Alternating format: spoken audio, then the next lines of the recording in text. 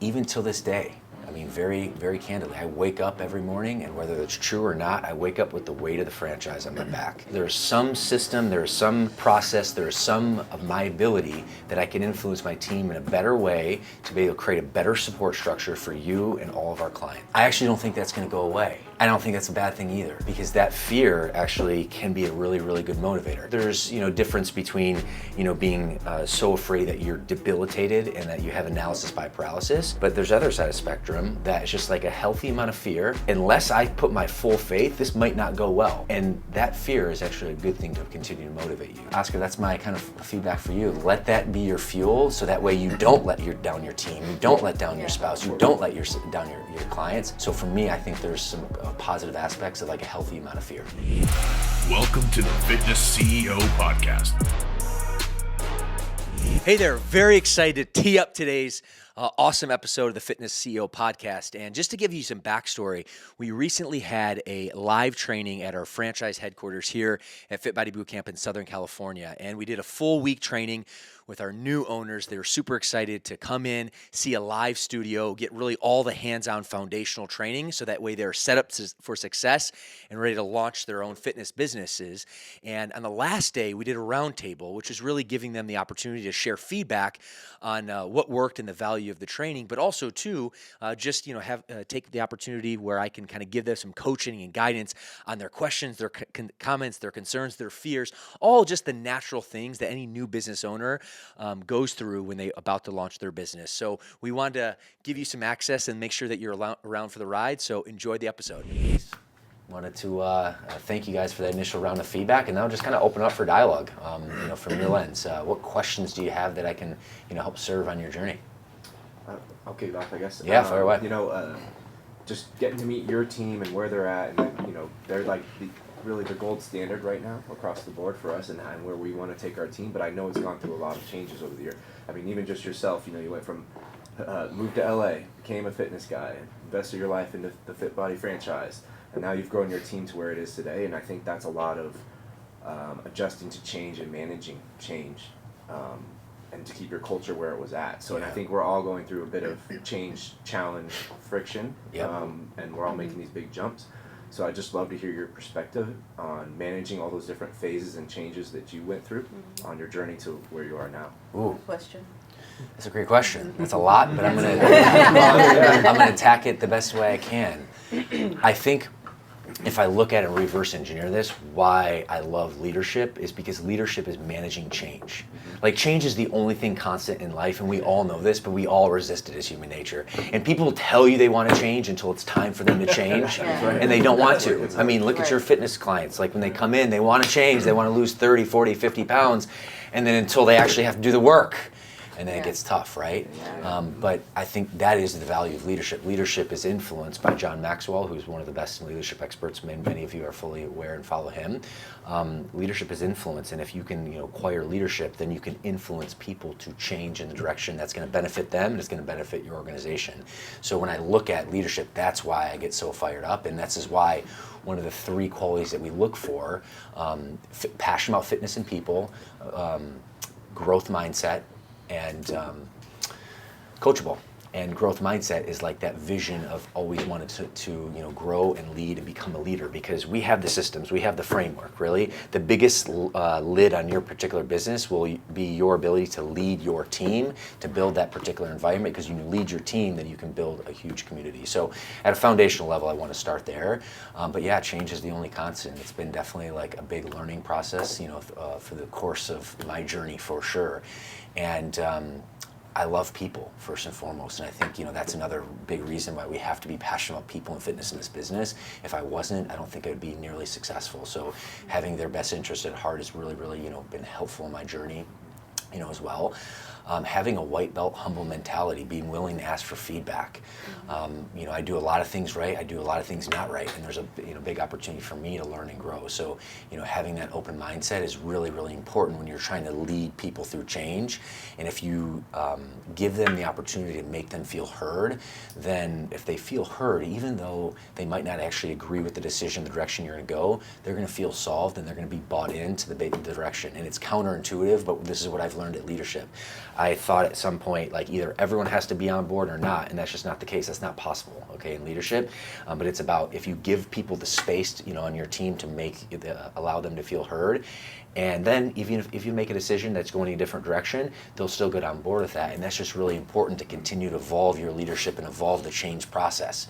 Because you, as leaders, like, of your business and your community, your main focus is to be able to lead and manage through change. So the question was, okay, how do you continue to evolve in the change? And really, when I look at it, it starts with me. It's like a personal growth it's a personal growth endeavor on how to be the best leader you possibly can. When you're the best leader you possibly can and continue to earn your stripes that way, then you'll be able to not only lead yourself through the change, but lead your team and your clients through change. Yeah. So hopefully that makes sense. Yeah, thank you. That's very, yeah. I think I have a question in regarding to, remember when you podcast, you talked about focus.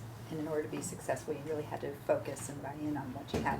I think for majority of us, we're going to have to, as we're building our facility and our brand, we're going to have to also work outside as well. Yep. So what is your advice for us to be able to truly focus on one team, one job per se, and then be able to switch that and be successful in both as we build? Yeah, that's an incredible question. Yeah. Great, incredible question. And when I first launched my first location at FitBody, I kept my outside sales job for about 18 months. So I did that, and the running joke is I just pitched a tent and lived at camp because it was just an all-day, all-night affair. At least it felt like that. I used to wake up at 4 o'clock, then run sessions. We had a mid-morning break, then I'd get my workout in, coach the last mid-morning sessions, and then I would take my outside sales calls from like 10 till 4 in the afternoon, and try to do some marketing in between that, and then turn it on for the afternoon sessions, and then get back, and then I had a late night coaching call for the other work that I had. So it's just like this action-packed, like 12-hour day cycle every single day for the first probably 12 months.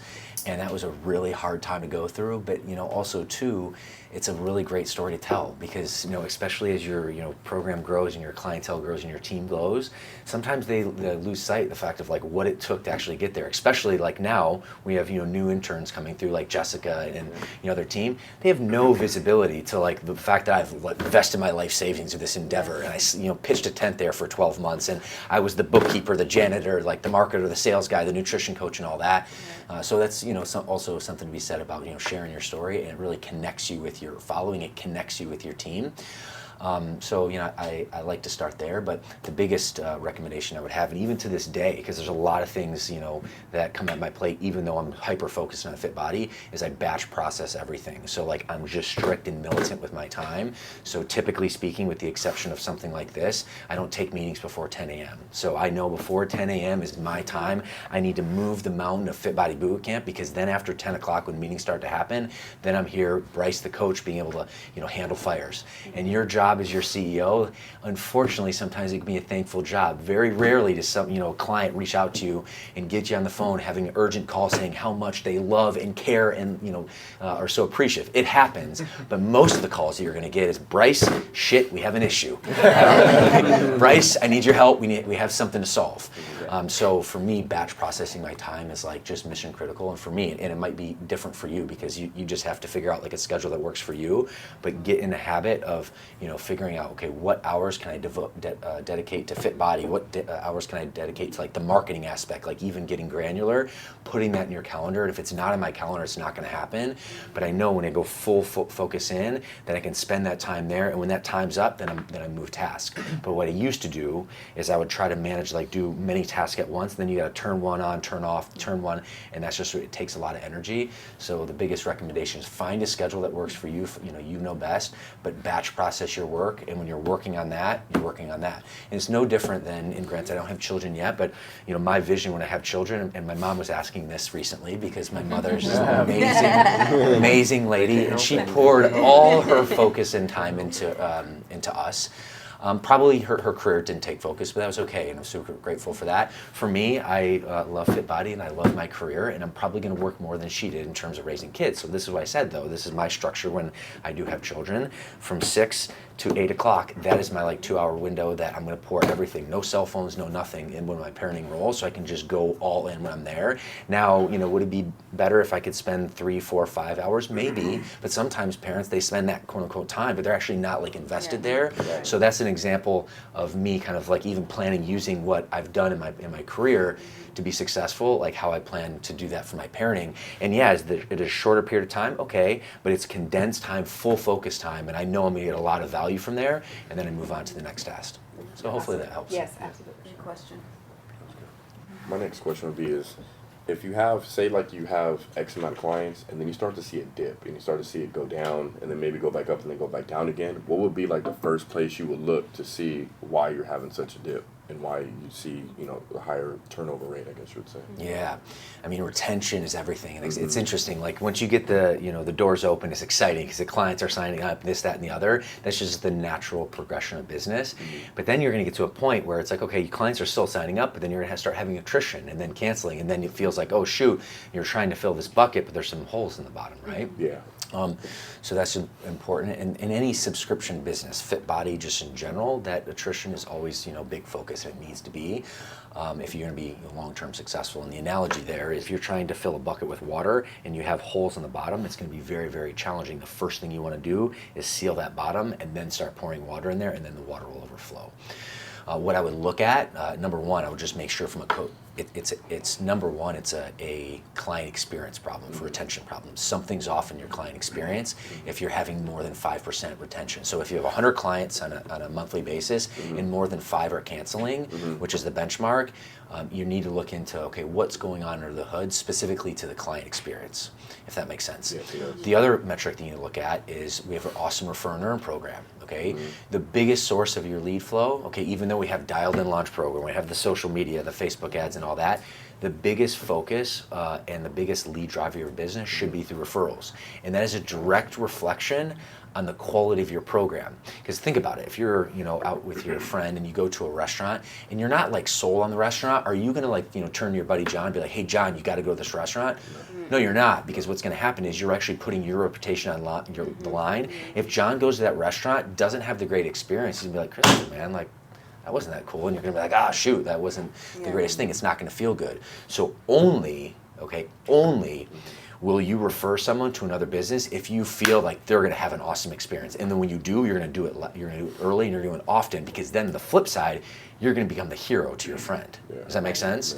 So really, two factors you need to look at: what's your retention look like, and how many referrals are you getting, okay? And if that number, okay, is not growing or it's declining, then you do have a client experience, like a retention problem.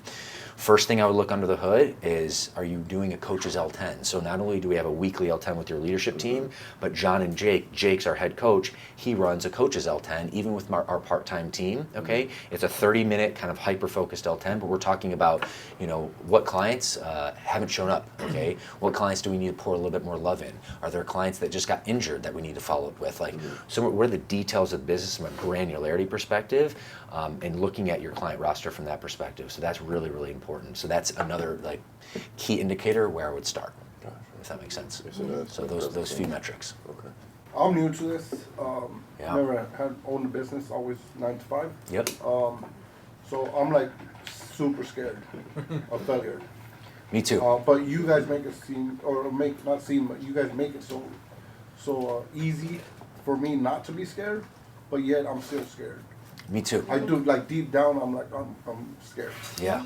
That of failure, obviously. What do you recommend, or how do you go? How do you handle it? How would you handle a situation like that? Because Or how do you- I know we're on the right track, and this is exactly what we want to do. So, what's your intake on that? Or Yeah, well received, and good on you, and thank you for being vulnerable. That says a lot about you in a very positive way. And when I shared that, when I replied to you that I'm too scared as well and scared of failure, that wasn't to shine the light on me. That was just to say hey, we're on the same team, we're on the same page. I have a high amount of empathy. Even till this day, I mean, very, very candidly, I wake up every morning, and whether it's true or not, I wake up with the weight of the franchise on my back. There's some system, there's some process, there's some of my ability that I can influence my team in a better way to be able to create a better support structure for you and all of our clients. So I actually don't think that's going to go away. I don't think that's a bad thing either, because that fear actually can be a really, really good motivator. Now, there's difference between being so afraid that you're debilitated and that you have analysis by paralysis. That's one thing, right? But there's other side of the spectrum that is just like a healthy amount of fear that, hey, like, unless I put my full faith, this might not go well, okay? Right. And that fear is actually a good thing to continue to motivate you. As an example, yesterday, okay, we made a big investment for the day to go up to Sacramento for Fox, for the Fit Body Food Battle. I was scared I was not going to deliver for every single person in this brand. So you bet your bottom dollar. I was up at 3 o'clock, okay, I got my workout of my cold plunge, okay, I made sure I reviewed all my notes, okay, I got on the plane, I was talking through my notes on the plane. We got to the producer, connected. We had 2 of our franchise partners, come early, and we just rehearsed in terms of what we're going to say, all because I was afraid that I was not going to execute to the level that I wanted to. And that level of like fear pushes me to create action, to actually put myself in a place that I can prepare and be able to deliver better for you. And that's my kind of feedback for you. Let that be your fuel, so that way you don't let down your team, you don't let down your spouse, you don't let down your clients. So for me, I think there's some positive aspects of like a healthy amount of fear. I Yeah, think no, I'm sorry. Go ahead. There's no room for failure. That's the way I see it now. So, Yeah. and with the great team and support that we get from all you guys, it's like, Very we comfortable. know we're on the right track, and so, Yeah. thank you for that. You got it, Everybody, man. thank you, everybody. So, And I was gonna say, we saw a lot of that this week, or this week that we were there. A lot of us I think all of us were very scared to take on the mic, Oh yeah. to go be the floor coach, to make that sale. And yesterday, as we were going home, I was telling Oscar, like, I'm really glad I did it. I was nervous, shaking, almost in tears, but the satisfaction of doing it, and it was just like, it was amazing. It was amazing. Well, thank you for that feedback. That is not the first time I've ever heard that, and that will not be the last time I hear that. Good on you for being vulnerable and sharing that, because that means a lot, and that says a lot about you. But that's just very common. This is human nature. This is human nature. And even when I first kind of showcased the vision to Jake and John, it's like, we're going to get our OSE on the mic, we're going to give them structures and reps, and they're like, they're going to be scared, they're going to be nervous. I know they are going to be scared. I know they're going to be nervous. I know they're going to give you a kickback, but they're going to do it scared. And then what's going to happen is, when they do it scared and they come on the other side, they're going to be like, you know what, I did not want to do that, but I'm so glad I did, Yes, and I yeah. now feel more empowered. Yes. And my friends, this is a conversation that we have every single OSC. So, so that's why I guess when Jake, Oh, I which was promised I wouldn't have to get on did you get on the mic? Yes. Did she get on the mic?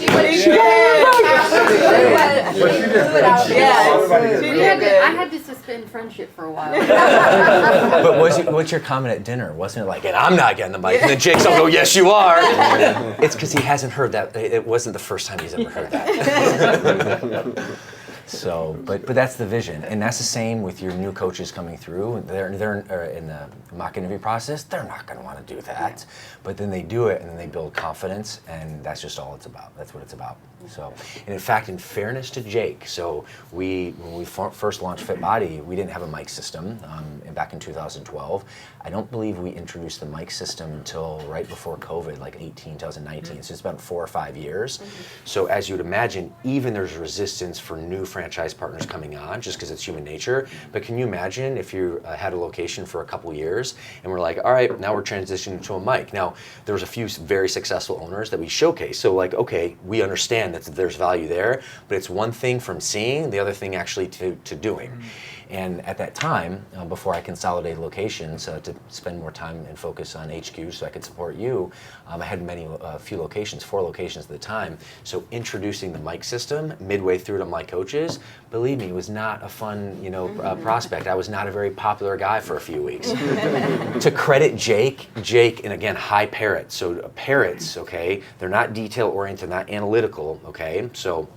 But they're very go with the flow, and they can execute things like on the fly pretty well. So out of all my coaches, I had 4 locations at the time, a team of 20 coaches. Jake was the only one, put that dang mic on day one, and was like off to the races and set the foundation. Yeah. So that was super helpful, but also too, and this is kind of, going back to your initial question, managing change. When I went through that change, we're like, all right, I had the vision. Actually, my brother Barrett, he tells the story at some point. But when we opened our location in Michigan together, and my brother Barrett has a top 3 location in terms of revenue and all of our brand, like really, really dialed in guy. When we opened our joint location together, I was like, Barrett, with the new location, we are opening with a mic. And he's like, we are not opening with a mic. He's like, I'm not Britney Spears. I'm like, you are Britney Spears. Put on that damn mic and let's go. And he my brother fought me tooth and who's like built so much value in terms of the structure and the programming, gave me so much resistance for this until he didn't. Until he was like, started putting the mic on, and after a few blocks of sessions, he's like, okay, Bryce, you're right. Now, in fairness, there's probably been many times where I've thrown out some things and maybe I wasn't, completely aligned on point, but he tells that story in jest and, really kind of showcasing the value of iron sharpening iron and making sure that we're rowing in the same direction and learning from each other, but also, too, the humility of taking a white belt mentality. Hey, and sometimes when you think something is going to go away and you make a mistake, just kind of own it. And he does an incredible job at that. So that's kind of a funny little story within the mic. But anyways, all this to say is going back to the change in the other aspect of the implementation. Not only was Jake just really a godsend in terms of taking action on that. My other locations, there was a lot of resistance. So when I pushed this out and I felt resistance, what did I need to do in order to make that change from mic setup? You bet your bottom dollar. Bryce here, I had to get my butt in there with the mic on. I was busy, I had a lot of stuff going on, but it's like, all right, on Saturdays for the next 2 months, I'm gonna rotate between my locations, and I'm gonna train with our mic on so everyone, my coaches can see me, everyone, my clients can see me, because it's all fun and games when you try to implement something, but you're actually not doing it yourself, then your coaches are gonna be like, hey, I'm resistant. Then when you start leading by example, then they're like, hey, they can't say anything, and they fell in line, and now we wouldn't be able to run like a mic, or an awesome high energy program without that mic. Sometimes I think to myself, like, how do we even do it before? So, but that all goes back to managing change, and that's not good. And granted, you guys are coming in with so much infrastructure from day one, but there's still going to be changes. Like, if there's not changes, we're going to eventually be out of business. We will never be the Blockbuster. We'll always be the Netflix. We're never going to be the taxi industry. We're going to always be the Uber and Netflix, or Uber and Lyft, because we have to continue to evolve. I was just going to add to Oscar. Second week into this, after we bought it, there was so much stuff. I did paralysis by analysis. There was so much stuff to do. I didn't do anything for almost a week. I just sat there I could barely even function at my regular job. Yeah. And it's really cool because I have a high eagle here. And we have discussions sometimes like, stop telling me what to do, or stop pushing me, I got it. But if it wasn't for her sometimes telling me, hey, this is what we need to do, I probably wouldn't do that. I would probably sit there and analyze everything, because one thing, I don't want to make the decision. I know what I need to do, but I overanalyze it. I'm like, okay, how is this going to affect everybody? How is this going to affect the chain all the way down the line? And who's it going to make mad? And if they leave, then what's going to happen here? And how am I going to... I try to get the whole program in my head all dialed in before I make a decision. And make we can't do that. We need to make a decision and run with it. And then pick up the pieces after you make it. And there's so much truth to that, 100%. I also believe in my, leadership experience, it goes sometimes with self-awareness. So Chance, you might be the guy that overanalyzes things a lot, but that's good. You need to be able to analyze business metrics, but there gets to a point, if it's done in excess, that becomes the problem. So, having Becky where you can kind of be a sounding board. For me, I'm high eagle, high parrot, I move quick. Like, I can go and I see a big vision, let's freaking go. The joke is I stack myself with owls, because my owls, which 80% of my leadership team has high owls, and that's a very good thing, because I need a co-pilot. I need an awesome amount of co-pilots with me, right? Because it was just me pushing forward. Sometimes we push forward and we didn't fully understand all the danger that was lurking there. So my big value is I know where my blind spots are. I know that I need an owl to double check my work, On the flip side, I also have to be self-aware enough where if I listened to all my owls all the time, You didn't do anything. we wouldn't evolve. You sound like you're speaking from experience. How do you know? Neither of us have any owl in us. None of us. We don't have any owl. I'm a big bird and 2 little birds. Okay. Owl, what are the other birds? Eagle, parrot, dove. Yeah, so I have 2 little, the parrot and the dove. I've got a little in me, but neither of us have any owl in us. Okay, well, the fact that you still can analyze is a very good thing, but I would say that's a great partnership. My wife, Tatiana, She's the opposite bird style. She's owl dove, and that's a really great combination. So just going back to the point, I think self-awareness is really important. When I know, okay, as your CEO, when I'm making decisions like at this boardroom for the brand, I know that even though sometimes I don't want to hear all the things that could go wrong, it's a good opportunity for me to do so, because that's naturally not my instinct. My instinct is like all the opportunities that could go right. It's like, oh my God, that big interview, that big freaking opportunity, let's go. But if I'm so blinded to the fact that I'm overlooking things that could go wrong, that's not a good thing either. So having self-awareness, knowing me, I always know that I need to kind of take a step back, listen to my owls, but also understand that sometimes I'm not going to go in their direction, but if I make them feel heard and also gives me the intel I need, then I'm definitely increasing the probability for better decisions for you and for all.